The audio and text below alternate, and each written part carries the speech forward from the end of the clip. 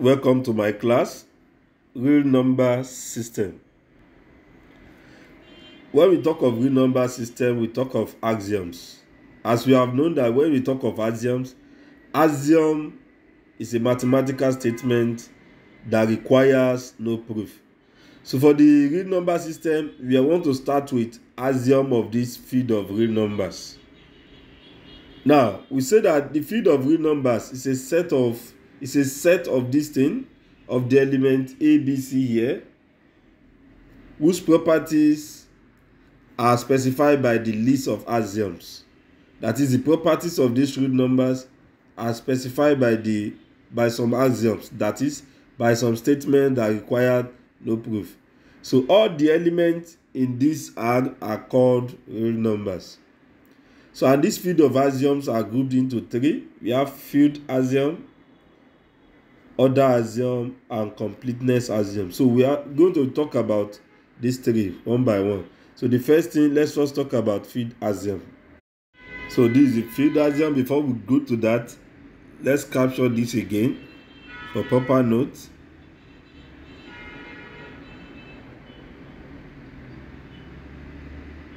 Now, the field axioms. So for the field axioms, the first thing we consider is this. Number one, we say that for all A, B belonging to a real number, the first thing is that A plus B will be equal to B plus A. Also, A times B will be equal to B times A. So we call this thing commutative property. So this is a commutative property. A plus B is equal to B plus A. That is 2 plus 3 is equal to 3 plus 2. 2 times 3 is equal to 3 times 2. That is commutative property.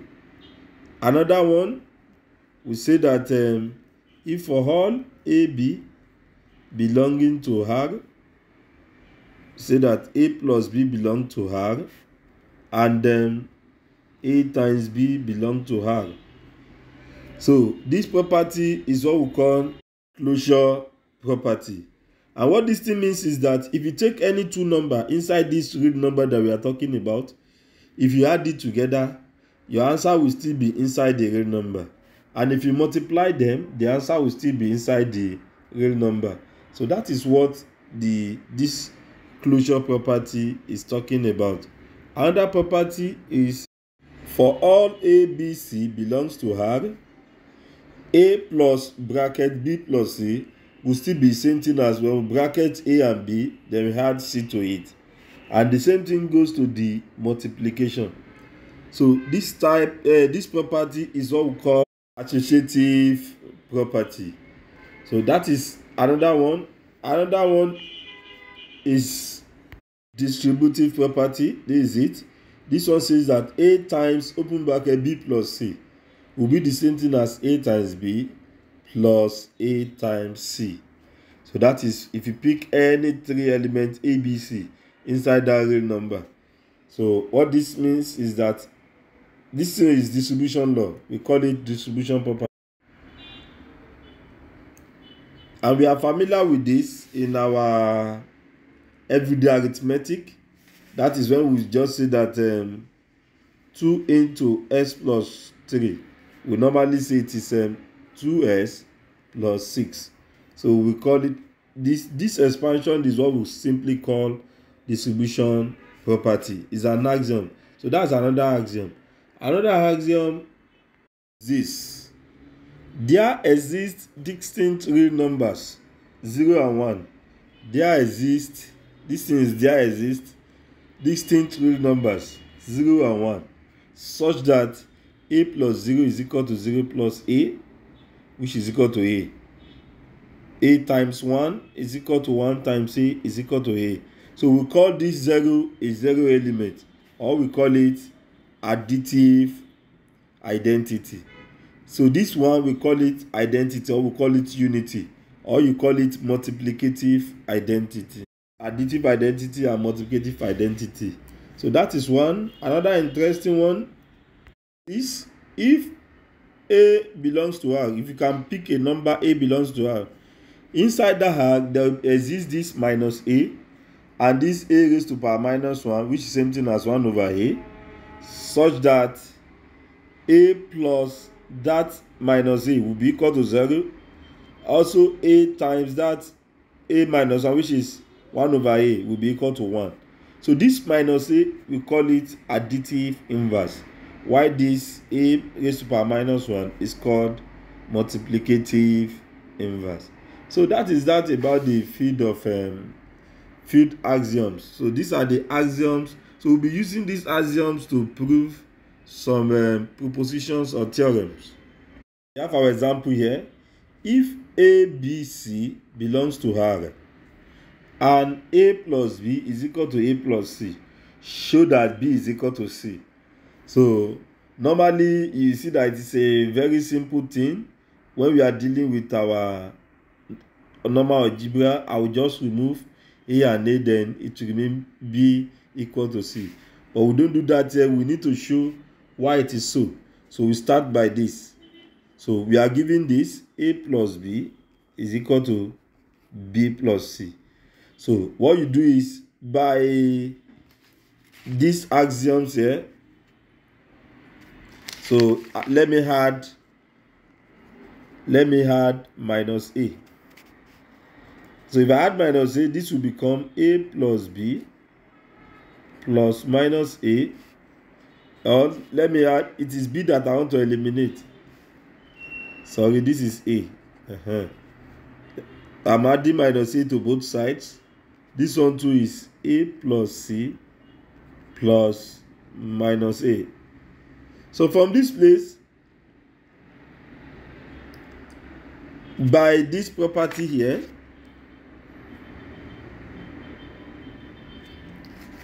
so we see that A plus minus A is equal to 0. So you are going to quote it there. So we can now say that this will be B plus 0 equal to C plus 0. Because A plus minus A will give you 0. A plus minus A. And how is that? You write it there that by axiom 6. Or you state the axiom, which is additive inverse. This is the axiom. So you need to state it there, so that it is axiom 6.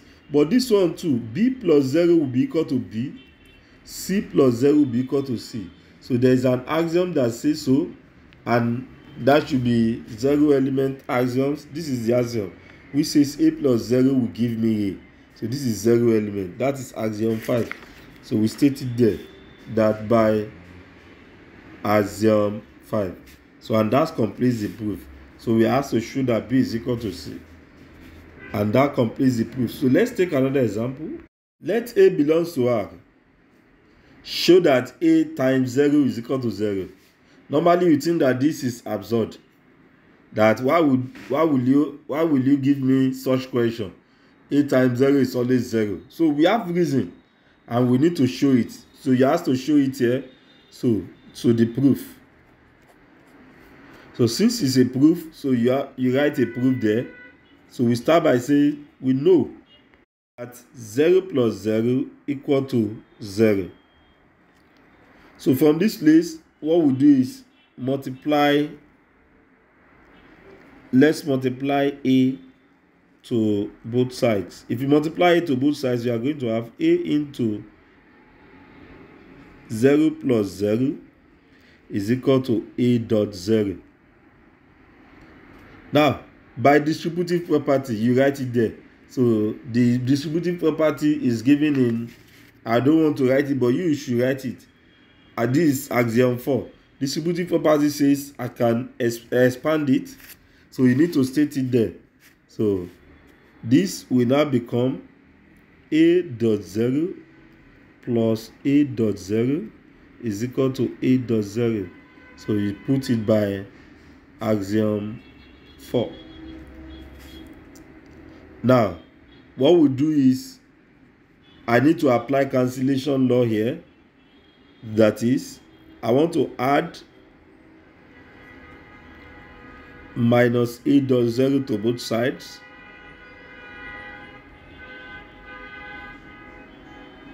So that is what I've added to both sides. And This will give me a dot 0 plus 0. You know, this one will give me 0. That is, you need to state it there. This one will give me 0. That is axiom 6. So the axiom 6 says a plus negative of a will give us 0. So that is the reason why a dot 0 plus negative of a dot 0 will give us 0.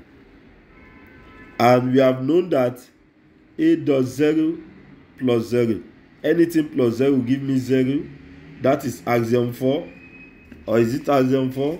That is for 0 element. Okay, axiom 5 here, the 0 element. A dot 0 will give us 0. So you need to state it there that by axiom 5. So, and that completes the proof. So we have shown that a dot 0 is equal to 0. So let's take another example. Another one, we want to prove that minus a times minus b is equal to a times b, where ab belongs to a real number. Now, let's show it. So, we know that, let's recall from this place that a dot 0 is equal to 0. So, from that, if you use our axiom 6, we know that this 0 by axiom 6 will give me b plus minus b by axiom 6. So this will give me 0. So that is axiom 6.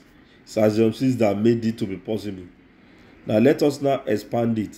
This implies a dot b plus a into minus b is equal to 0.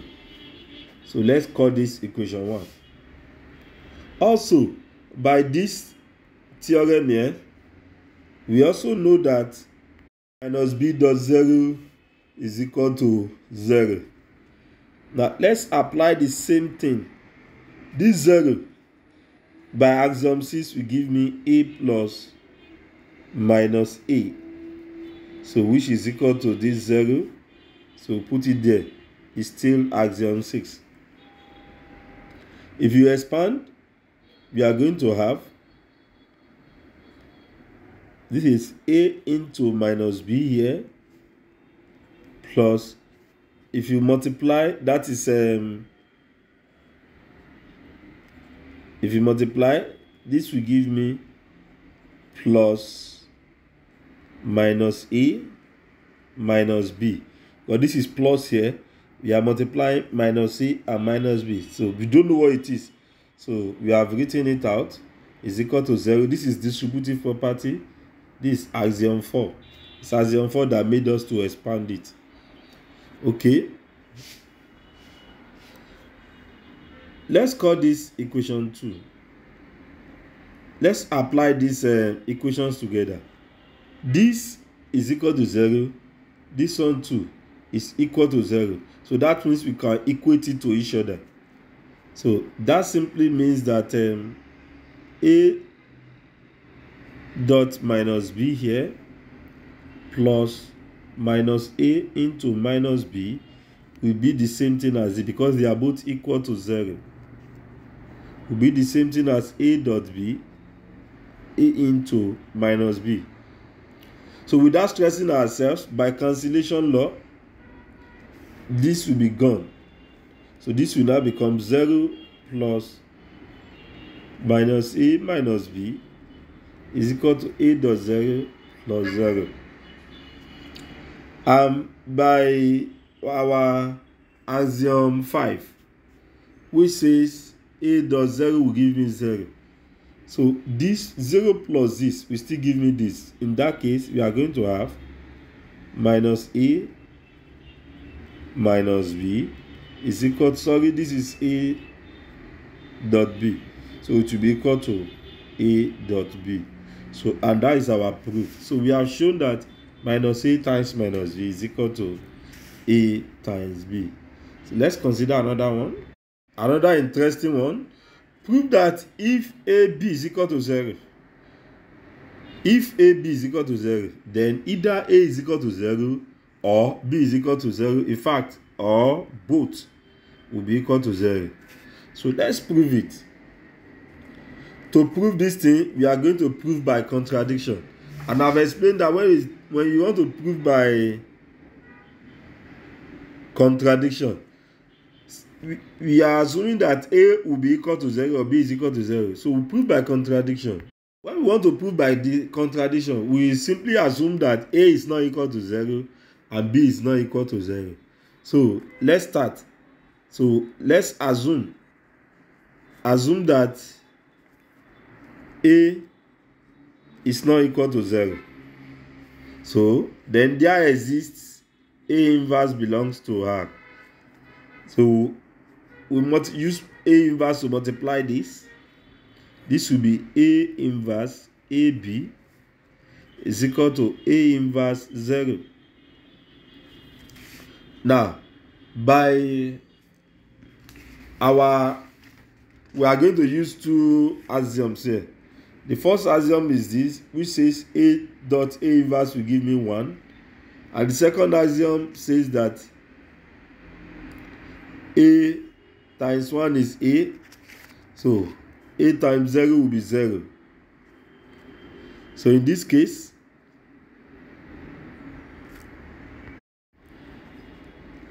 so this one gives me 1 by that axiom. And A dot 0 is 0. So that one is not an axiom. We have only shown it here in our theorem that A dot 0 will always give me 0. So in that case, this will be equal to 0. So it is axiom 6 that made this one to be possible.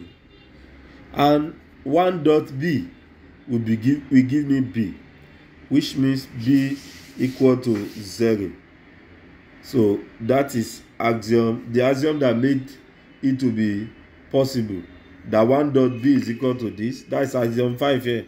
A dot 1 is A, 1 dot A is A. So that is axiom 5. So you will now see that when we assume that A is not equal to 0, we now got B to be equal to 0. Also, we similarly assume that B is not equal to 0.